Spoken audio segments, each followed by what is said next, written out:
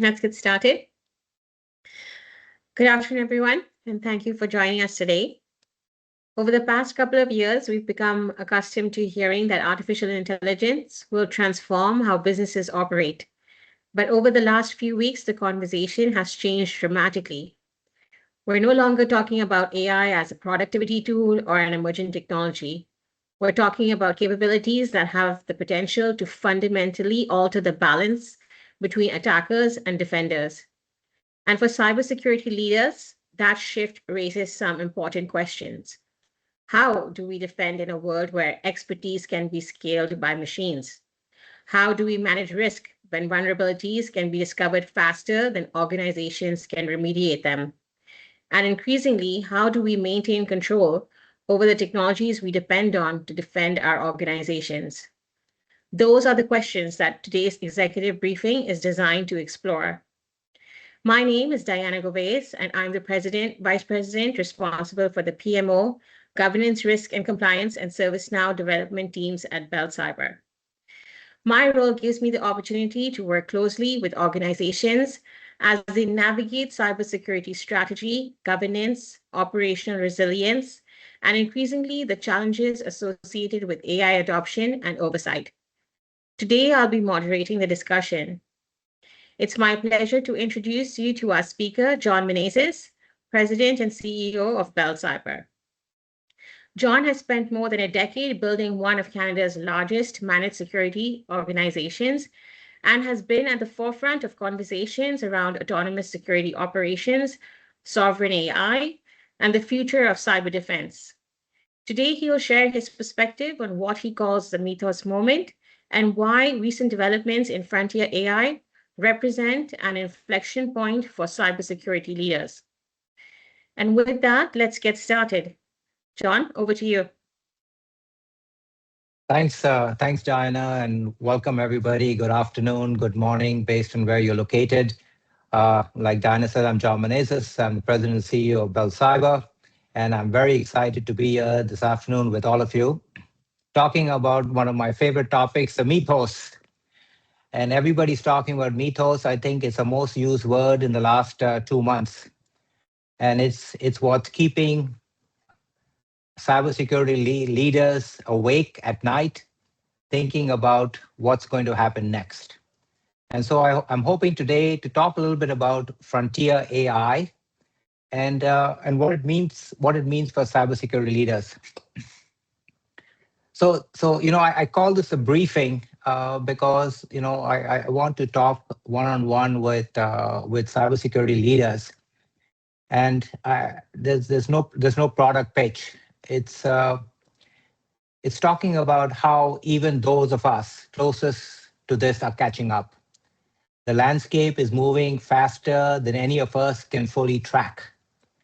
This conversation is meant to be honest about that. I don't know everything and about AI or frontier AI, and I know that everything is changing and is changing rapidly. So what do I want to cover? I want to talk a little bit about frontier AI changes for cyber defense. I want to talk about the vulnerability gap is a defining problem. Sovereignty is now a risk question. And then how does Bell Cyber operationalize AI for defenders? So 2 things happened this quarter. Okay, both changed the conversation. The first, Mythos. In April, Anthropic announced, we have created this amazing LLM called Mythos, and it is so dangerous and so powerful that we're not going to let it out. We're not going to give it out to everybody. We're just going to have it for some people, and they created this Glasswing project, and there was a flurry of what it could or could not do. So Mythos was basically a super pen tester. That's what Mythos was, okay? And it showed that it could do work that used to require a team of experts. The cybersecurity read-through is clear. Attackers can now scale capability that previously could not afford. So that was a Mythos demonstration. And then the government of Canada's Bill C8 got royal assent on June 15th. So Bill C-8 made cybersecurity a statutory obligation for Canadian critical infrastructure. So telecom, finance, energy, transportation under enforceable obligations with material penalties. And that's the key part, material penalties. So frontier AI redefined the threat. Regulation just redefined the obligation. Technology comes in waves. Every wave changes the rules for both sides, attackers and defenders. We started with the internet, cloud, mobile, Gen AI, and now we're talking about frontier AI. I'm lucky. I'm probably one of the older people in this on this webinar. I was there at the start of the internet, so I knew what cybersecurity was before we had the internet. And very often, when we try to sell customers firewall, they would say we don't allow our users to connect to the internet. It's funny that 30 years later, I'm hearing enterprises say the same thing about Gen AI. We don't let our users use Gen AI. Oh, we're not ready for AI yet. Frontier AI is the next wave. It will rewrite both attack and defense. The Mythos, not a product launch, it's a wake-up call. It's a wake-up call that tells us that the gap between human and machine capability is closing fast, and security leaders feel it first. The economics has changed. Frontier AI collapses the cost of expertise. To create an exploit, you needed to have significant expertise. Finding vulnerabilities was hard. Researching and creating an exploit was hard. Developing attack needed experts. And all of this could take weeks, months, perhaps years. What Mythos has done, it can do this in hours, days, and in some cases, minutes. So now the cost of expertise collapses. The speed of analysis explodes. Vulnerability discovery scales without limit. So discovery scales, but remediation does not. So now these models, so even if the Mythos is not available to everybody, Opus 4.7, ChatGPT, they're equally good. They're equally good at doing this stuff. So we're discovering a lot of vulnerabilities. And if you've been in cybersecurity as long as I've been in cybersecurity, we've had vulnerabilities forever. Okay. We're always looking at vulnerabilities, and vulnerabilities has always been the pain of everybody's existence because, every month Microsoft would come with a whole bunch of vulnerabilities, and other companies would come with a whole bunch of vulnerabilities, and the enterprises would fix only the critical vulnerabilities and forget about the medium and the lows and stuff like that. So we've always had a vulnerability, we've always had trouble fixing vulnerabilities. So we always focused on, fixing the critical most vulnerabilities. So now with Mythos, the gap between the amount of vulnerabilities being discovered and the amount of vulnerability we can fix is growing. So a problem that has been in the security industry for 30 years has just accelerated. So the question is no longer can we find them, it is how do we manage risk when we cannot fix everything. So what? So now the defensive playbook has to change. Okay, the defensive playbook has to change. It has to be, we've got to lead with risk-led prioritization. So what vulnerabilities are we going to fix? You cannot fix everything.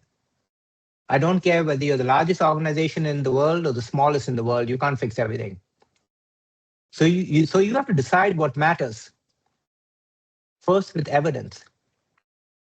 And if you follow the old way of doing things, you get a Qualys scan or a Tenable scan or whichever Rapid7 scan, and you look at the vulnerabilities and you said, this is critical vulnerabilities on my critical servers, I'm going to fix those first. But what we've seen Mythos do is it's been able to chain low vulnerabilities. Okay, so it could chain a number of low vulnerabilities and create an exploit. So even the prioritization that was so easy to us in the past has now become very difficult. Because if I have a lot of vulnerabilities and I'm only fixing the critical, but now the AI can figure out low vulnerabilities and chain them together and create an exploit, I'm kind of stuck now. So the problem has magnified. So it's not a question of, I'm going to prioritize, it's going to make it easy. You're going to have a lot of vulnerabilities. You're not going to know what to prioritize. And that whole concept of what to prioritize and how to do it is going to become very challenging.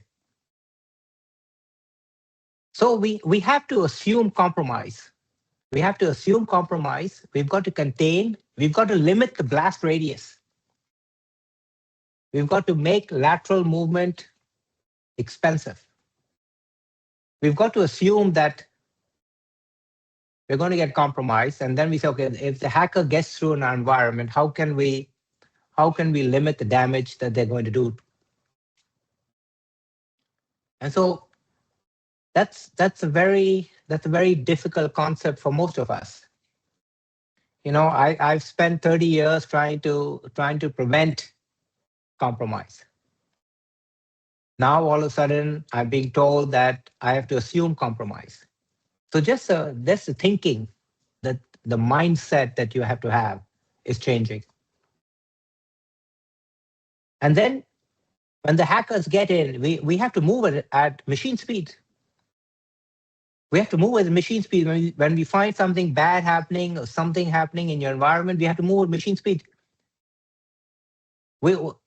This concept of manual is, to me, a thing of the past. Anybody who's doing defense today manually is making a huge mistake. It cannot stay human anymore. It has to move. And then we have a structural asymmetry. The attackers play by no rules, while we have to play by all of them. So just imagine if we think that Mythos is this crazy LLM. What if the hackers have something even crazier than that? Even more powerful than that? Because the attackers operate without regulation. They have no ethical guardrails. They have no disclosure obligations. They have no reporting deadlines. They have no oversight or audit. So they have basically the world at their fingertips to do whatever they like. And what do we as defenders carry? We have to worry about regulation. We have an ethical responsibility. We have a 72-hour incident reporting timeline. We have public and board accountability. We have personal officer liability. So AI accelerates the site without rules first. So the hackers are way ahead of us. So we are worried about Mythos. We don't know whether they have Mythos Plus ready to roll, ready to attack us. So we have to close the speed gap on the side that has all these regulations and all these controls in place. So that's the speed gap. We have to close that speed gap.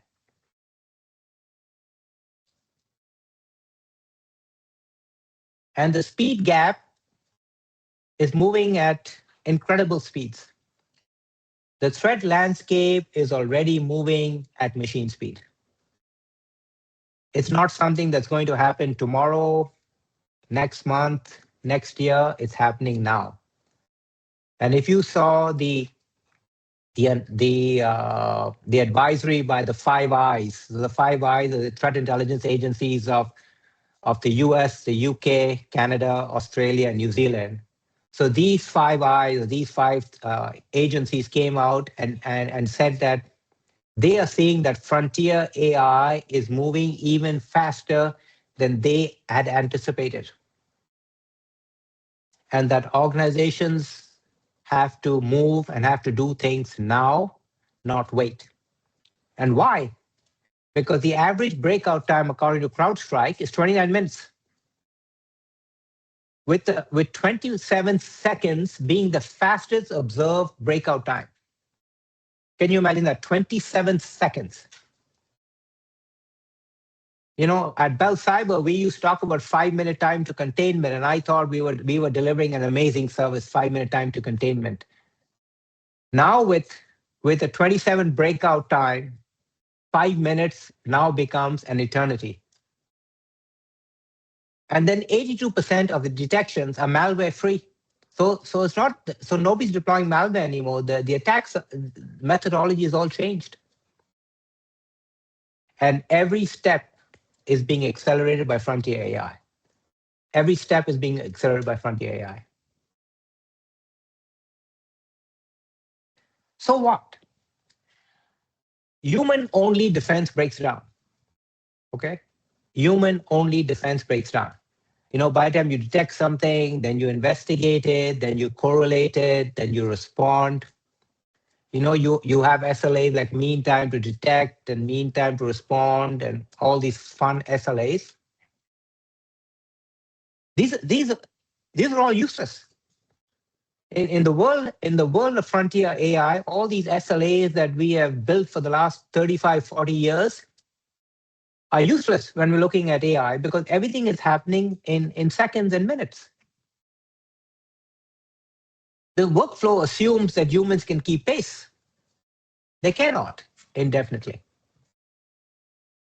Defenders need AI at the same speed as the adversary, but under human control. Okay. We have to use AI because all the research, everything that we've seen so far is showing that the AI is getting faster, the AI is getting more sophisticated, and so the only thing that's going to keep us safe, ironically, is AI. The second shoe, the second shoe dropped just a couple of weeks ago. Access to advanced AI is no longer guaranteed. The US government one Friday afternoon announced that Mythos and any frontier AI model is now under export controls. So no frontier AI model was now accessible to anybody that is not a US citizen. So even employees at Anthropic who are not US citizens were barred from using the AI. What if access changes? What if you were using OpenAI? What if you were using ChatGPT and tomorrow the US government said, hey, you know what? You can't get access to ChatGPT. What if the access changes? What if the regulations change? What if your capability you depend on disappears? We're all using AI. We're all excited about using AI, you know.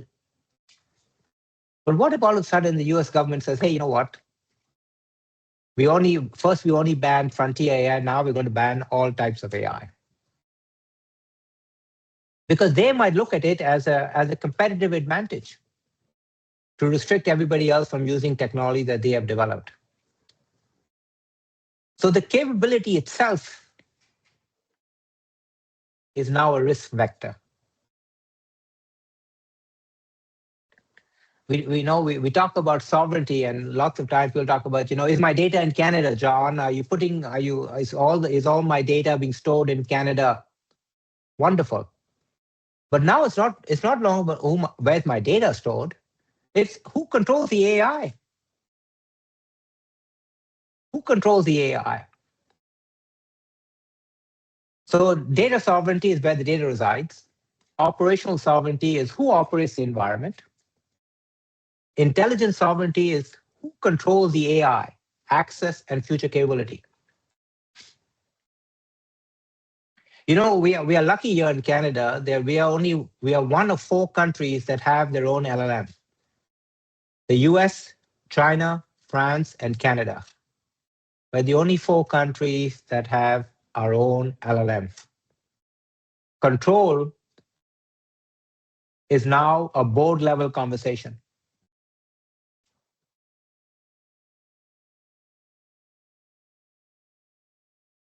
So control is a prerequisite for resilience. If your critical defensive capability depends on somebody else's model, access, or jurisdiction, then resilience is not something you own. It's something you rent. Can you imagine if your business, if your security depended on some AI that all of a sudden one day you got up and you don't have access to that AI anymore? What do you think is going to happen? So sovereign infrastructure, sovereign intelligence, sovereign operations. We need all three.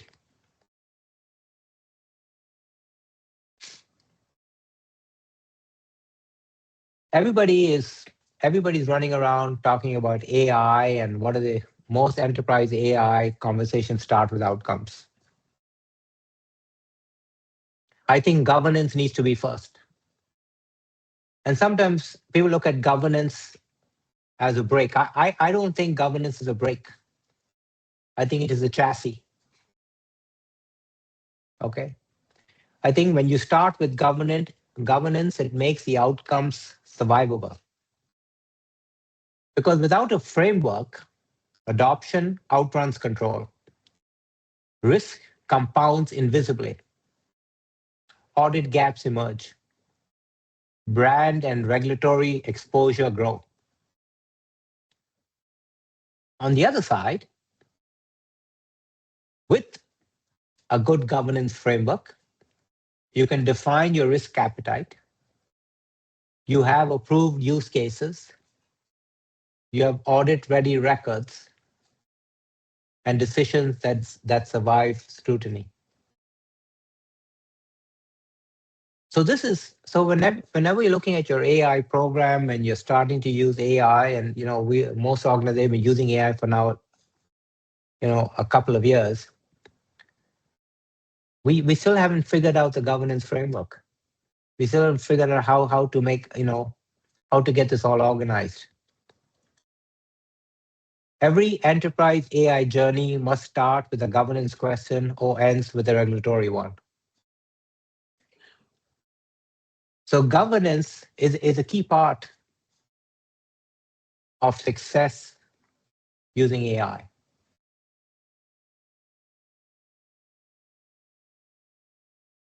So the Canadian context. So Bill C-8 received royal assent on June 15th, 2026. So less than a couple of weeks ago. So cybersecurity is no longer a strategic choice for critical infrastructure. It's a statutory obligation. So once again, sectors in scope: telecommunications, finance, energy, transportation. And the teeth that it has is quite amazing. First time I've seen legislation in Canada about talking about cybersecurity and risk and privacy having teeth like this, but it's up to $15 million per violation per day, and there's also personal liability for officers and directors. And the cybersecurity program has to commence within 90 days of designation. In the event of a breach, you have incident reporting. You've got to report to CSE and CCCS within 72 hours. You've got to have supply chain and third-party risk management. You have to have board accountability and Canadian resident records. So finally, in Canada, we now have regulation. We now have statutes that are complying organizations, critical infrastructure organizations, to follow good cyber hygiene. I think Bill CH should apply to everybody, not just critical infrastructure, because I think it's imperative on all organizations to keep the user and the customer data secure. It should not just be for critical infrastructure. And I'm hoping that the success of this legislation will then expand out to other organizations. And we're going to see, sector regulators finalize obligation in the next 18 to 36 months. So, different regulatory bodies will come up with the details and stuff like that in the next 18 to 36 months. But the preparations start now. And this is one of the, when I was presenting to the Senate Standing Committee in Ottawa a couple of months ago, and this is what I emphasized to the senators. I said, you know what, you can't wait 18 months, 2 months, 2 years and 3 years to get regulation off and get frameworks in place, because by the time you wait and get all this done, AI will have changed everything, and you'll go back to the drawing board to find new regulations. So whatever regulations government needs to come up with, they need to come up with regulations that are agile and can evolve at the speed at which AI is evolving. The AI that we knew in October 2022 is not the same as we know in June 2026. Okay. So today we're talking about frontier AI. Uh, next year we might be talking about something altogether new. So there's hype versus viability. So most of the market is chasing models. We are, at Bell Cyber, we are building durability. Okay. So the market is chasing frontier models. They're burning cash on the next model.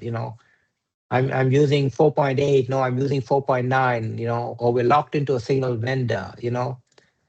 We're whipsawed by every release. Our strategy is hostage to one roadmap. I think I think that's I think that's a mistake. I think we need to stop talking about models and start talking about harnesses.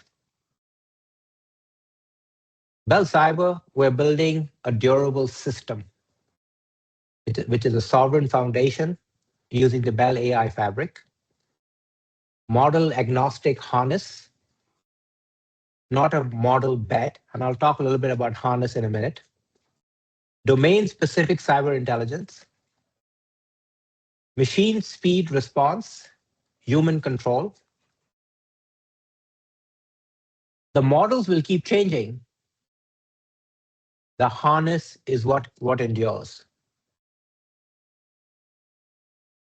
So the real innovation is the model is the engine. The harness is what makes it usable. So you look at the model. So the model could be, ChatGPT or Anthropic or Claude or whatever model you want to use. It's raw capability. It's powerful, but not enough on its own. What does the harness do? The harness is a governance framework, the security, the verification, the oversight, the compliance, the workflow. The harness is what turns a model into an enterprise capability. Okay. And this term harness is you're going to hear about this a lot more now as the days and weeks go on. If we're talking about AI and what's happening, and you have different organizations offering different harnesses, and you know this is a new this is what Bell Cyber has been working on as part of our autonomous SOC, and how we've been working with it, how we develop this harness so we can have this governance, we can have the security. When we're using these models that are not in Canada, how do we secure the data? How do we anonymize the data? So this is what we've been doing. We've been putting these frameworks in place for our autonomous SOC. So this term of harness is not new to us. The term is new, but the function is not new. And we think it's held us in good stead because what happens is models will evolve, access changes, regulations might shift. So the harness itself is a durable asset. So within our ASOC, today we decide we don't want to use one model, we want to use another model within our ecosystem.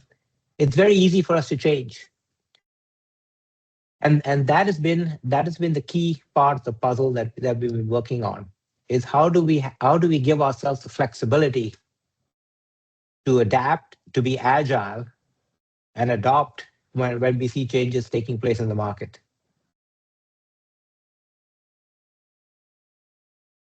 So we want our harness, we want to be model agnostic by design. Okay. We don't think you should become dependent on a single model. I don't care who the vendor is and how good they are and stuff like that. Everything is changing very quickly. So we don't want to become dependent on a single model. And in Canada you have Cohere, you have the frontier models, you have open source models. Tomorrow, whatever model delivers the best outcome, whatever model delivers best outcomes.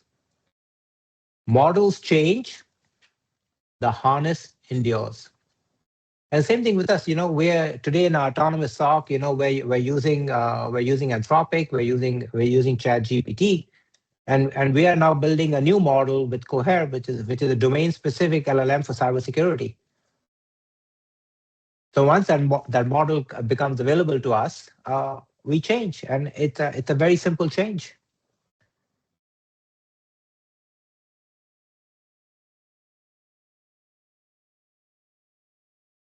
So Bell is leading the charge on building a sovereign AI foundation. Okay, so Bell AI Fabric. So we want connectivity, we want compute, we want residency, we want the models, we want governance. So everybody knows about Bell. We have the largest network in the country. 60% of all digital traffic flows on the Bell network. So that part everybody knows very well about Bell.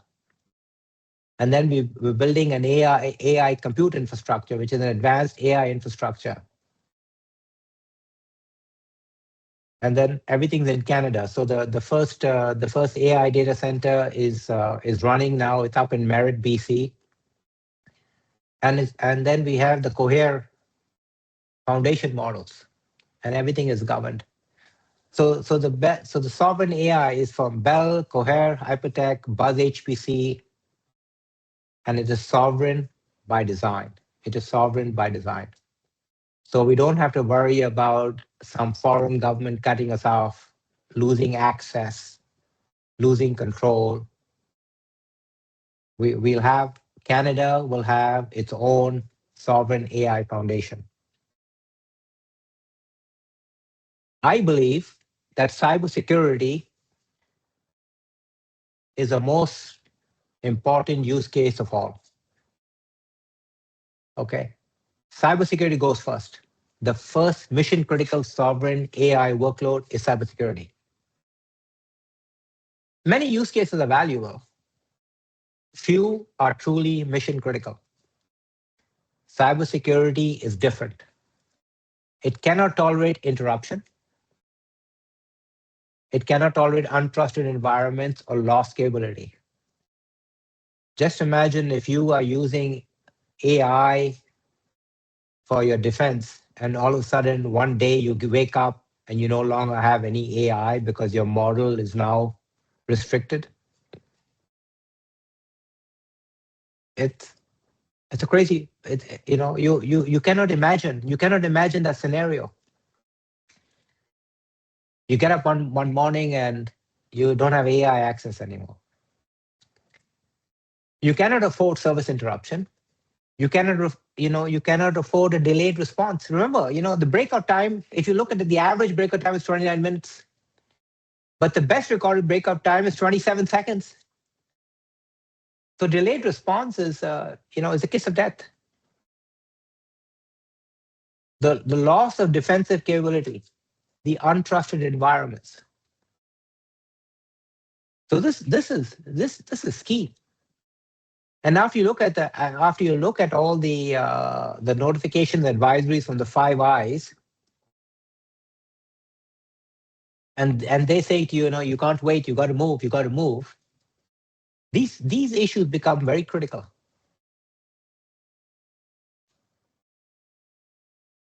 From at Bell Cyber, I've been saying this for a year and a half now. Defenders must move at machine speed under human control. You know, you I know I always tell customers this, you might like AI, you might not like AI, you might think it's secure, you might think the guardrails are not correct, you might think all these things. But I've got news for you. You can't do it manually. I don't care how big a company you are, I don't care what tools you're using, you cannot respond manually anymore. You have to have AI and you have to use it, have to respond at machine speeds. And that is why we at Bell Cyber are building only Canada's only sovereign autonomous security operations center because it's powered by sovereign Canadian AI infrastructure. So we're killing two birds, one stone. We're building an ASOC, but we're building a sovereign ASOC. And that's a key piece of the puzzle. And then, we're building a domain-specific cyber intelligence LLM. Okay, why? Why are you building a domain-specific cyber intelligence LLM? Because general AI is broad. Cyber defense needs depth. General AI knows little bit about everything. Broad capability, shallow on any single domain. So Bell Cyber has been working with Cohere for the last 9 months. And we are creating an LLM, a domain-specific LLM for cyber intelligence. It knows about threat actors, it knows about detection engineering, it knows about IR, it knows about threat hunting, it knows about MITRE attack, it knows about vulnerability management.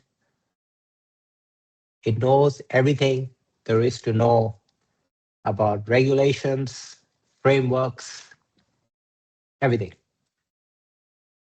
And so the LLM that's going to be, it's going, so what does it do for us? It gives us the right answer at the right time, which allows us to do the containment. If I'm going to take action in your environment in real time, I need to know 100% that the data is accurate, the telemetry is accurate, the reasoning is accurate, the conclusion is accurate, and then it can take the action. If I'm going to block a port in the firewall, I have to be 100% certain that I'm not going to impact the business. And so having this domain-specific LLM is key to us on that mission. We are building something that is purpose-built for cyber defense, not retrofitted. And I've been waiting for this domain-specific LLM because I'm very excited about the potential that we can have with this.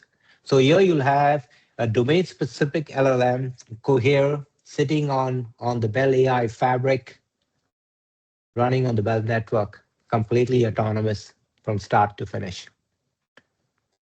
It's purpose-built for cyber defense, not retrofitted.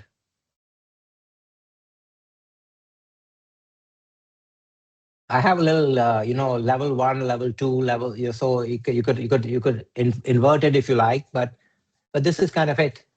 We have the Bell AI fabric, we have the foundation models running, we have Bell Cyber Intelligence, we have the Sovereign AI harness, and we have the Bell Sovereign ASOC, the Autonomous Security Operations Center.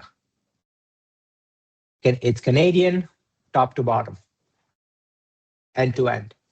We're not dependent on any foreign governments. We're not dependent on any foreign companies. We have everything built right here in Canada. Canadian infrastructure, Canadian intelligence, Canadian defense. And that's the key part of the puzzle. It's Canadian end to end. So what does a sovereign ASOC actually do? It's machine speed, it's human control. We collect telemetry, it correlates and enriches, it investigates, it prioritizes incidents, it assists analysts, it accelerates containment. And I think that's a key part of the puzzle. It accelerates containment. If the breakout we've seen is 27 seconds, we don't have a lot of time to correlate and enrich and investigate and prioritize. We have to act. So all the data has to come in. We have to be able to receive large volumes of data, make sense of it, figure out what we need to do, what action, and then we've got to take action. And I think taking action is a key part of the puzzle. We have to take action. Because otherwise, everything we're doing is for naught, because we can't take action if we can't contain the hackers, if we can't restrict their movement, then we've lost we've lost the battle before we even started to fight. AI gives speed and scale, and humans stay in control. That is why, Bell has made a $1.5 million investment in two large education institutions in Canada. And somebody said to me, you're talking about an ASOC, and why are you investing in education? And I said, whether the ASOC needs people. The ASOC needs people to look at what's happening, to oversee what the AI is doing and stuff like that. The ASOC is not people, no people. The ASOC is AI-enabled defenders. And so we understand that we're running on two paths. We're accelerating the use of ASOC, but we are investing in people. This is, sometimes it might seem contradictory, but it's key to a success. It's key to our success. It's key to Canada's success in this area.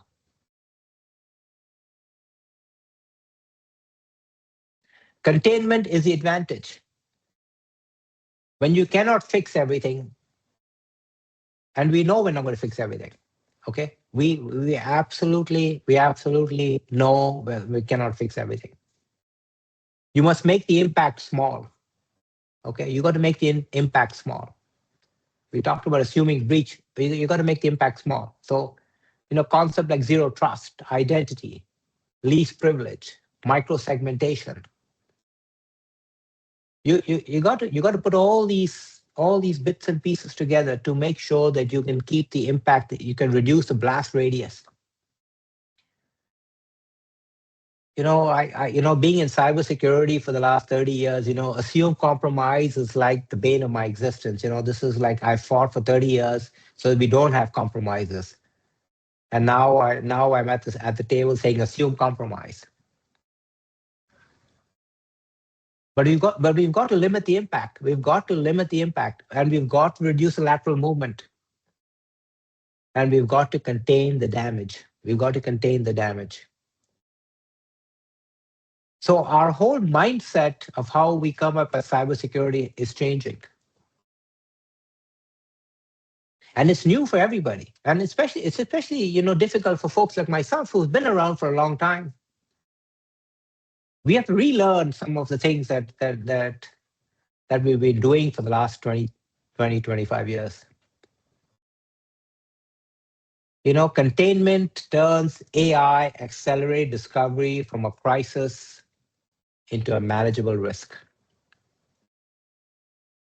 And that's what this is all about. So the concept of the harness, same architecture. Now we talk about secure software development. So this is something that we created just about about a month ago, because everybody comes to me and says, John, Mythos, how can you help me with your Mythos, and what can we do? So what we decided to what what we can create this harness for you. We can do this vulnerability scanning for you, and we can show you the results. And so we created this package that we can run. We can do code reviews for you. So you can look at all your internal applications that you may have created, all the source code that you've used, and we can now use AI to validate the code. But I don't think the validation is I'm going to check all my code today. It's a you have to have it within your software development lifecycle. So it has to be part of the process. So sure, we're going to help you with your code reviews today and look at all the code reviews at a point in time. But this has to be more as part of your normal process. So when you create any new code, you put it through the model, you get the answers. And at Bell Cyber, we don't just use AI, we also use our super pen testing team to validate the results. And then you release it and you make sure it's compliance and there's evidence and approval. So this is just part of the value add that we're saying, okay, we've created the harness, we've got the models. What are the different use cases within cybersecurity that we can leverage to help our customers, help everybody in keeping the environment secure. So it allows you to do faster releases. It allows you to do better security. The humans in the loop, and it's mapped to the traditional OWASP, NIST, ISO. I believe that AI is powerful, but cybersecurity still stays a human discipline. The objective is amplification, not replacement.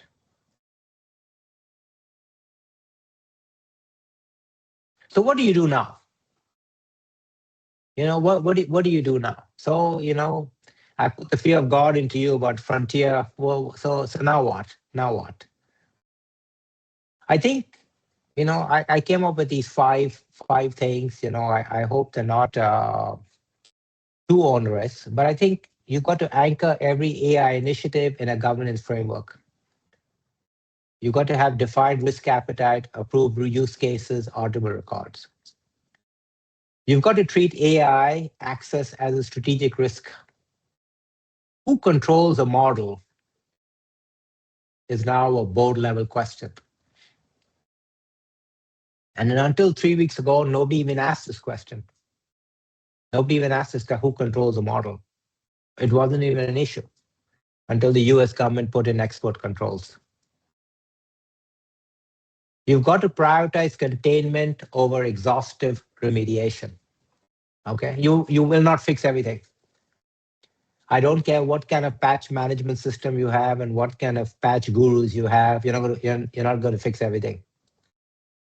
So you've got to make compromise survivable. And how do you make compromise? You got to limit the blast radius. I believe you've got to build on a sovereign model agnostic foundation. You've got to avoid lock-in. You've got to pick the harness, not the model. And you've got to move to machine speed with humans in control. You have to be able to buy the time you need before attackers force the issue. You have to use AI. You have to use machine speed to defend yourself.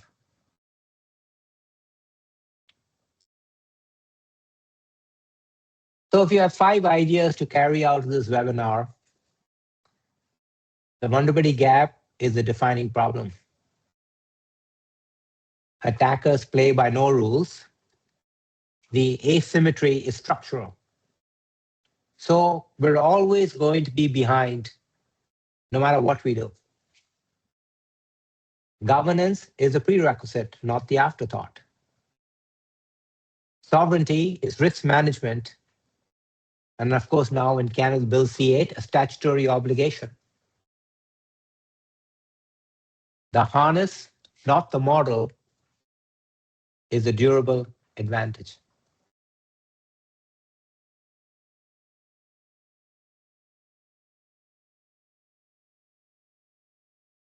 The future of cyber defense, not humans versus AI enabled defenders versus AI enabled attackers. You know, as the CEO of Zscaler said a few weeks back, he said when you're being attacked by a swarm, you need a swarm to defend yourself. It is now my bot army against the attacker's bot army. Together, we create Canada's sovereign cyber defense platform, sovereign ASOC, AI-assisted secure development, future cyber AI. You know, it's a scary world, but if you're prepared, if we understand the risk, if we make the right choices, it's not so scary after all. So let's continue the conversation. How prepared is your organization for AI-enabled threats, sovereign AI requirements, machine speed attacks, autonomous security operations? Let's discuss. What does sovereign ASOC mean to you? What's your AI security strategy? What about microsegmentation? AI-assisted secure development. I think cybersecurity transformation is being thrust upon us, whether we like it or not.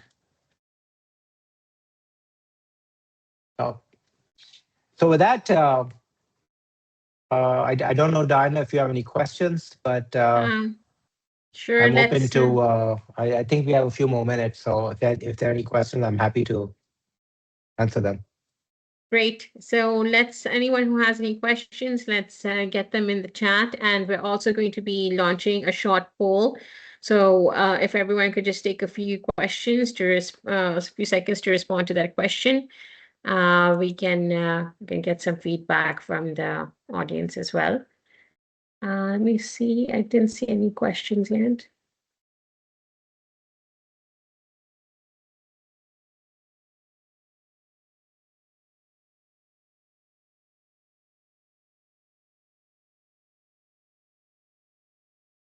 One of the questions that has come up, John, is, does this also provide some domestic protection from the US 2018 Cloud Act?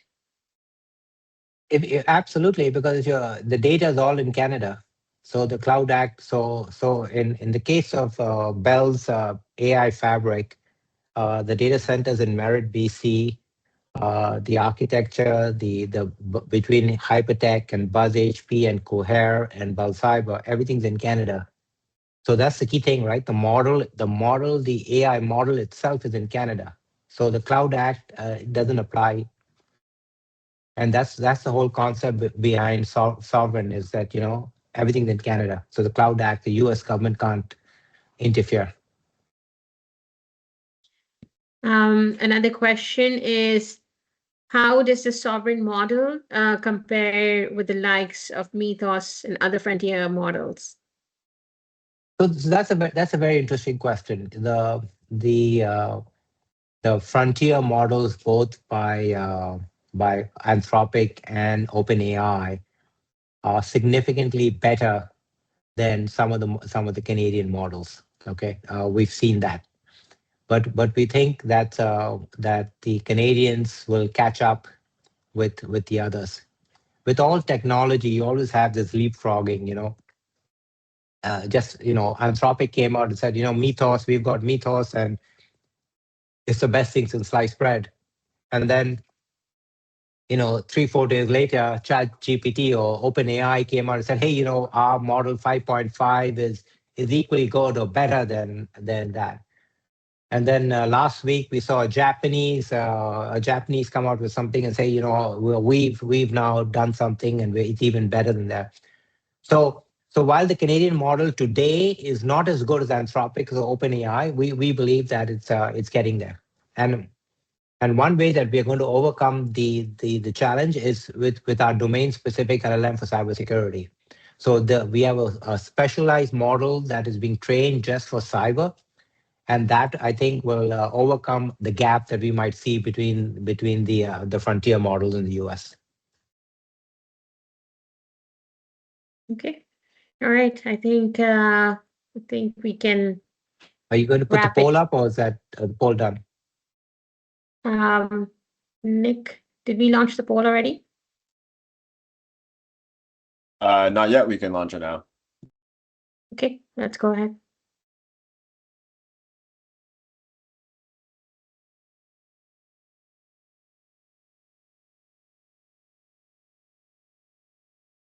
Okay, while we're conducting the poll, just let's quickly recap and so that we can close on time.